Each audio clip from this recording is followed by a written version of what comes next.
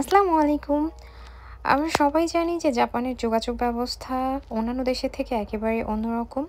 কারণ এখানে বেশিরভাগ ক্ষেত্রে মানুষ হচ্ছে ট্রেন ইউজ করে। আর যারা হচ্ছে একটু আম কি বলবো প্রভাবশালী তাদের পার্সোনালি গাড়ি আছে। আর আমাদের মতো সাধারণ জনগণ তাদের সবার জন্য হচ্ছে সাইকেল। তো সাইকেল দিয়ে আসলে কাছের সব জায়গাগুলোতে যোগাযোগ করা সহজ হলেও একটু দূরে কোথাও যদি কোনো প্ল্যানিং থাকে তাহলে একটু যাওয়াটা অনেক মানে টাফ হয়ে যায়।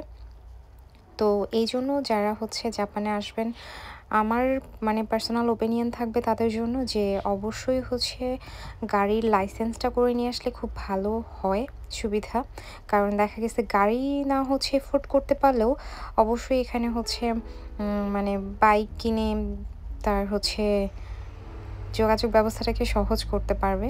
তো আমি হচ্ছে ভাগ্যক্রমে বাংলাদেশ থেকে আমি হচ্ছে লাইসেন্স নিয়ে আসছিলাম। আর তার জন্যই মানে এই সুযোগটা আজকে আমার পাওয়া। আমি হচ্ছে আজকে চলে আসছি জাপানের হচ্ছে কিয়োতো শহরের আমি যেখানে থাকি সেখানকার হচ্ছে লাইসেন্সের সেন্টারে। যেখানে আপনার হচ্ছে আমার লাইসেন্সটাকে বাংলাদেশের লাইসেন্স থেকে আমি হচ্ছে জাপানের লাইসেন্সে কনভার্ট করতে পারবো। তার জন্য কিছু রুলস রেগুলেশন আছে।